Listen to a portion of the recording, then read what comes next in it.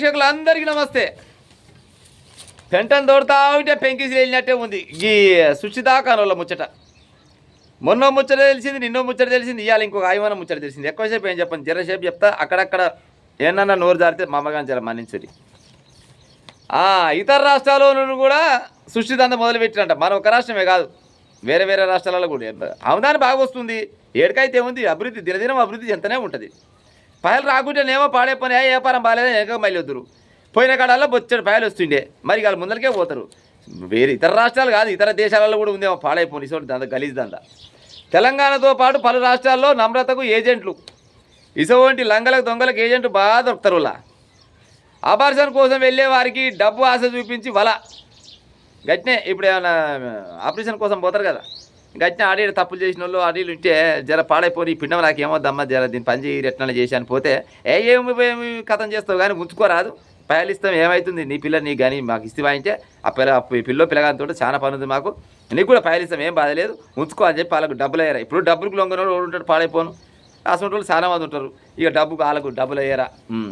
4-5 ఏళ్ల క్రితం కూడా హైదరాబాద్లో ఇదే తరహాలో శిశు విక్రయాలకు పాల్పడినట్టు గుర్తించిన పోలీసులు నిందితుల విచారణలో కోర్టు కస్టడీలో పిటిషన్. ఫర్టిలిటీ సెంటర్లో ఏం జరుగుతుంది సార్ అని జనాలు అంతా ప్రశ్నిస్తున్నారట పోలీసు వాళ్ళని. ఇంకా కొత్త ముచ్చట ఏంటంటే ఇలా బిచ్చగాల వీర్యాన్ని కూడా ఇచ్చిపెడతలేరట. బిచ్చగాల వీర్యాలతోటి గిదే దందా. అడ్డ మీద కూలీలు ఉంటారు కదా, ఆ కూలీల దగ్గర పోతున్నారంట. జర్ర గిత్త దానం చేయరాదురి ఏందా అదంటే గదే ఫలాంది గిత్త వీర్యం ఇస్తారా అంటే మాకు పని ఉందంటారట. సిగ్గి శరము లజ్జ ఏం లేకుండా పోయింది. ఆడి మనిషి అయింది, లేకపోతే నా సామిరంగా ఈ పంత విమానం మొత్తం పోపిద్దు కానీ పాడై పుసుకున ఎంతైనా మనం అది లంగైనా దొంగ అయినా కానీ జరంత మహిళలకు ఇలివియాలి కాబట్టి అక్కడక్కడ మింగుతున్న పాడై, లేకపోతే సరుచుకుందు. బిచ్చగాల వీర్యం అడ్డ కూలీల అండం ఎవ్వరు ఇచ్చిపెట్టలే. బిచ్చగాలకి ఏముంటుందిలా బుక్కడు బువ్వ కావాలి. అది నీడ ఉందా లేదా, ఆనగొడుతుందా లేదా, వాళ్ళకి సంబంధం లేదు. కానీ ఏది ఉన్నా లేకున్నా కానీ సృష్టించినట్టు పాడైపోను వాళ్ళకు ఆయన ముచ్చట గట్టిగానే ఉంటుంది, చెప్పుకుటీకారంగా ఉంటుంది. కానీ మరి గదే ముచ్చట. ఇప్పుడు ఎంత బిచ్చగాడైతే మాత్రం ఆయనకి మోతానం ఉండదా ప్రజలారా.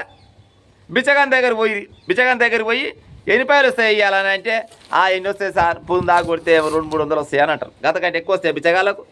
సరే 500 పెట్టుకో తెలికల బిచ్చగాడు ఏమైనా ఉంటే ఏం కానీ నా దగ్గర రారి మీకు మంచి మంచి పాయలు ఇస్తామంటే మరి ఏం కష్టం చేయాలి సార్. ఏం కష్టం లేదు ఏం లేదు అని చిన్న చెవులో చెప్తానంట ముచ్చట. గిత్త ఇస్తే అంటే మా పని మేము చేసుకుంటామంటే ఆయనకి ఏముంది పాడైపోను, తను ఉండే గీత ఇచ్చేదానికి ఏముందని పోతే ఇక వాళ్ళ మార్గాన్ని ఎటకు తీసి పాడు చేస్తారో ఏం కాదనో ఇక అది నా నోటితో చెప్పలేను. కానీ తీసుకుంటారంట ఆయన దగ్గర. తీసుకొని దాని ఇంత మంచి బ్యాంకులో పెట్టుకుంటారు, స్టోరేజ్ చేసుకుంటారు ఆ బిచ్చగాన్ని.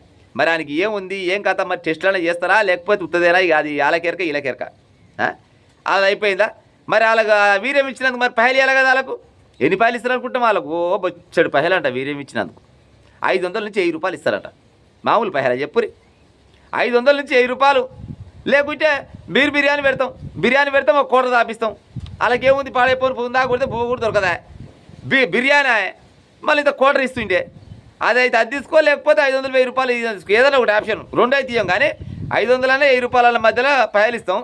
అవి కాకుంటే బిర్యానీ ఇస్తాం, లేకపోతే బీర్ ఇస్తాం, కోటర్ ఇస్తాం, చీప్ లీకర్ ఇస్తాం.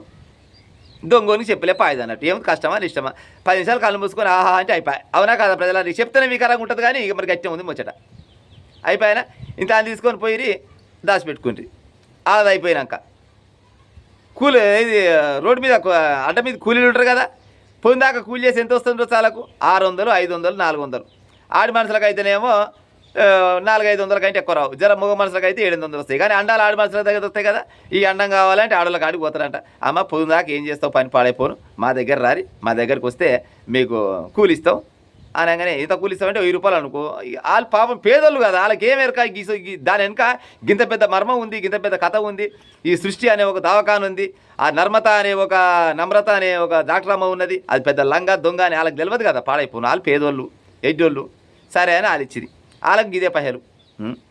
వీళ్ళ దగ్గర పావులకు కొని దాన్ని కొనబోయి మీరు లక్షల సొమ్ము చేసుకుంటారంటే మీరు మనుషుల నాలన నరరూప రాక్షసుల నాలన చెప్పురిగా. ఇప్పుడు ఒళ్ళు మరిచిన వాళ్ళు డబ్బు ఎక్కువ ఉన్నోళ్ళు చేతగానోళ్ళు అందం ఖరాబ్ అవుతుంది అనుకుంటోళ్ళు ఎంజాయ్ చేద్దాం అనుకుంటోళ్ళు పిల్లలు కావాలని పోతారు. పోయిన పాపానికి ఇంకో గిసంటి పని చేసి ఎట్టపాడేది చెప్పు సరే వాళ్ళకు ఇష్టంతో పోయి వాళ్ళకి డబ్బులు ఎక్కువ ఉన్నాయి. అవును వాళ్ళ ఇష్టం అది, వాళ్ళకి డబ్బులు ఎక్కువ ఉన్నాయి కాబట్టి డబ్బులు పెట్టి పోదామంట. పోతే పోయిరు కానీ పాడైపోను వాళ్ళ ఈర్యం వాళ్ళ అండమన్న పెట్టాలి కదా.